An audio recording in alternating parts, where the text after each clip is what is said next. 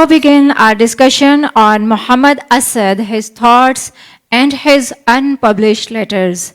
Our first discussion is Dr. Ahmad Farooq Musa, a scholar, a researcher, and a social activist. He is the founder and director of the Islamic Renaissance Front and also a cardiac surgeon. He is currently an academic at Monash University, Malaysia, and a doctoral candidate in Islamic Studies at University Muhammadiyah, Malaysia, and a research fellow at Sakul Tinggi Falsafat Islam, Sadra, Jakarta. Please welcome Dr. Datu Farooq Musa.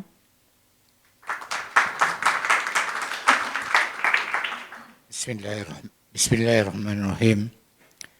Madam Chairperson, yang amat berbahagia Tun Dr. Mahathir bin Mohamad, our former Prime Minister of Malaysia, Datuk Sri Sadiq, Group Executive Chairman of Habib Jewels, my friend Dr. Azhar Ibrahim, Datuk, Professors and Doctors, ladies and gentlemen, Assalamualaikum warahmatullahi wabarakatuh. I start my speech today by saying that there are not enough words to describe this man, Muhammad Asad. Muhammad Asad, born as Leopold Weiss in Levau, or in current geography, it's called Lviv. Lviv, L-V-I-V. I think if those who followed the war in Ukraine, they will understand that Lviv is in Ukraine, currently. Last time it was part of the Austro-Hungarian Empire, was a prominent 20th century Islamic thinker, writer, and diplomat. Raised in a Jewish family, he initially pursued a career in journalism and became a correspondent in the Middle East during the 1920s. I think it was Frankfurter Zeitung at the time. His encounters with Arab society and the teachings of Islam deeply influenced him, eventually leading to his conversion to Islam in 1926. But who was the person who was responsible in influencing him or his thinking at that time? It was through his friendship with Mustafa Maraghi, an Islamic scholar in Syria at that time, who was also an author of tafsir called Tafsir al-Maraghi, where he was introduced to the thoughts of an Egyptian reformist scholar, Muhammad Abduh. Remember that Abduh died in 1905, so Asad did not manage to meet with Abduh, but Abduh had a very profound effect on his thought. Asad cites Abduh mainly in his commentary on the Quran, often acknowledging him as one of the modern voices who sought to reconcile Islamic teachings with reason, ethics, and the conditions of the modern world. For Asad, Abduh represents a rationalist and reformist approach to Islam, someone who insisted that the Quran must be read in the light of its moral and universal principles, rather than through the narrow legalism and uncritical traditionalism. Asad acknowledges his indebtedness to the reformist approach of Abduh. In his magnum opus, The Message of the Quran, he says, "The reader will find my explanatory notes frequent references to views held by Muhammad Abduh. His importance in this context on the modern world of Islam can never be sufficiently stressed. It may be stated that without exaggeration, that every single strand in the contemporary Islamic thought can be traced back to this influence, direct or indirect, of this outstanding of all modern Islamic thinkers." This passage highlights how deeply Abduh's thought influenced Asad's intuitive framework, particularly the emphasis on rational, ethical, and modernist understanding of the Quran. But remember that the message was written much later in his life, So what made him turn into Islam? Or what made him turn to Islam? It was after his journey to the Middle East and the acquaintance with Marawi that made him study more about the Quran. But before that, it was in the Damascus mosque that he had his first epiphany.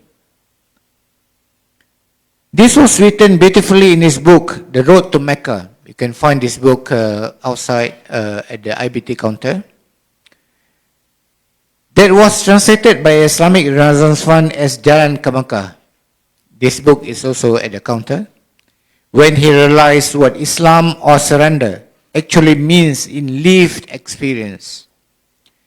Asad wrote in the book that he was sitting in a courtyard of the Umayyad mosque in Damascus, watching ordinary people come and go, men and women, merchants, peasants, scholars, beggars. Some came to pray, some to rest, some just to pass through. He describes what struck him. They would rise, wash, and stand in rows, then bow and prostrate themselves upon the ground in that solemn rhythm, which is Islam's prayer. And as I watched them, a thought took hold of me with overwhelming force. These people live in the presence of God. Their whole life, with all its faults and failings, is penetrated by the certainty of God's nearness. Then the realization where he said, it flashed upon me that the essence of their faith was simple, direct, not a creed to be accepted, nor a theology to be argued, but a state of being, a surrender of man's whole existence to God. This was Islam. And he concludes the scene with his own awakening. He said, at that moment, I knew that I too had become a Muslim, though I had not yet pronounced the words of the profession of faith. But then he was not a Muslim yet. That Damascus Mosque moment wasn't yet his formal conversion. That came later in Berlin in 1926, when it was the epiphany, the point where he grasped Islam not just as an idea, but as a lived reality. Yes, it was the Berlin subway epiphany that was the decisive turning point in Muhammad Asad's conversion story. While the Damascus Mosque gave him the feeling of Islam, the Berlin subway incident gave him the conviction. I would again explain how he describes it in The Road to Mecca. A few days later, Asad was traveling on the U-Bahn or subway in Berlin. He noticed in the faces of passengers around him, tired, strained, and anxious. Most were neatly dressed, but their expressions struck him. He wrote, all of them look worried, pale, and harassed. And suddenly it occurred to me that they all shared a common anxiety, the insecurity of a life cut off from meaning. They were slaves of a system that promised them happiness but could never give it. In that moment, he contrasted what he was seeing in Berlin with the simplicity of life he had observed in the Muslim lands, people who, despite poverty and hardship, seem anchored in faith. Then the epiphany. I saw all our European endeavors, our whole civilization, were but a faltering attempt to escape from the emptiness that had overtaken us. and I understood that Islam, with its clear pattern of life, had already solved the problem which Europe was trying in vain to solve.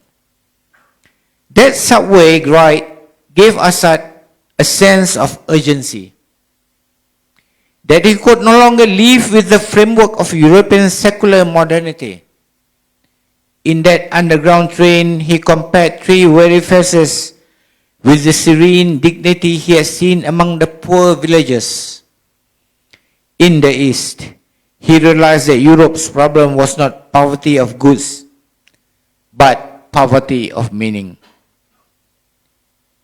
Islam, with its simple pattern of faith and life, already offered what modern civilization could not: harmony between man, God, and the world.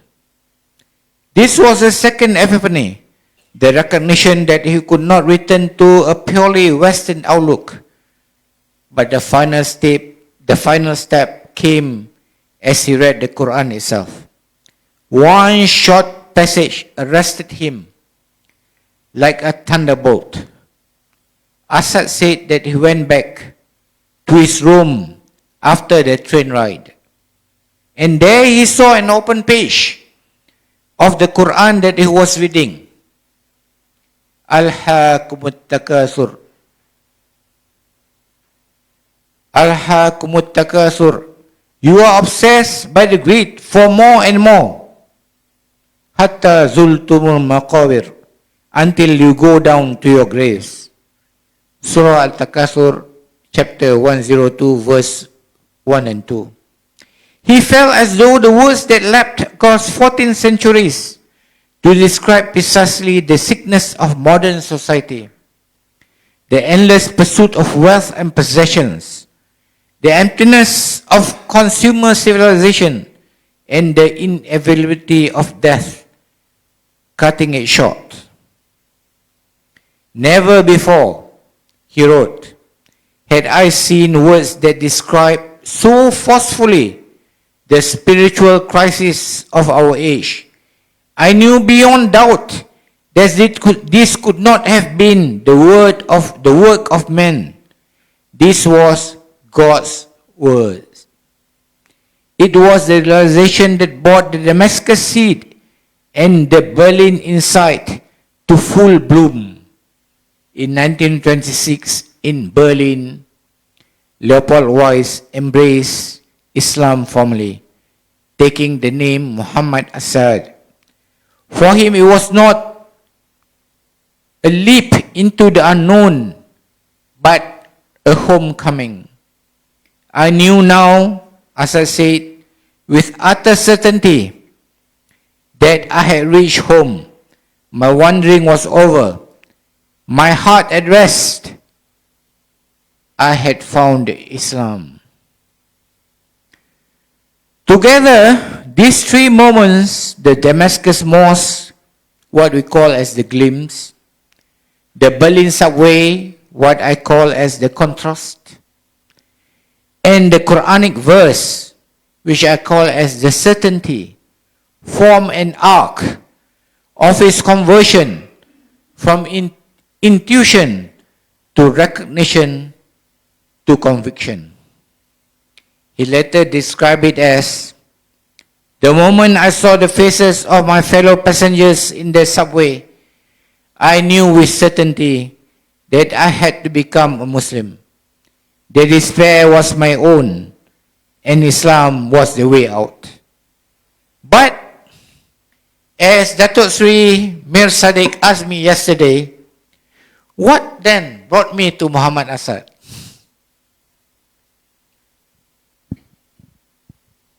Now we come to the interesting part.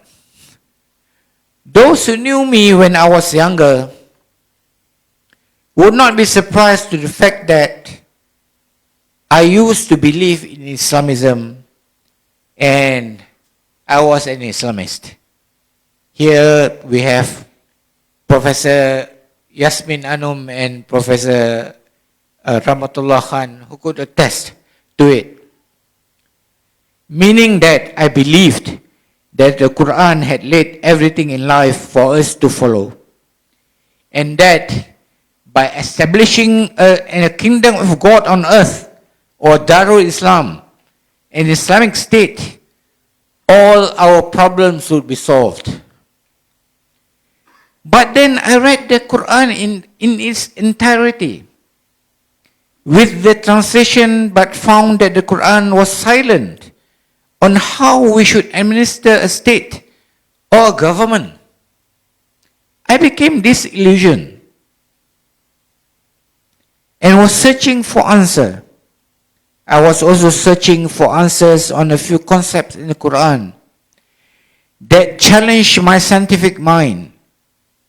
I am a man of science, and everything must be rational.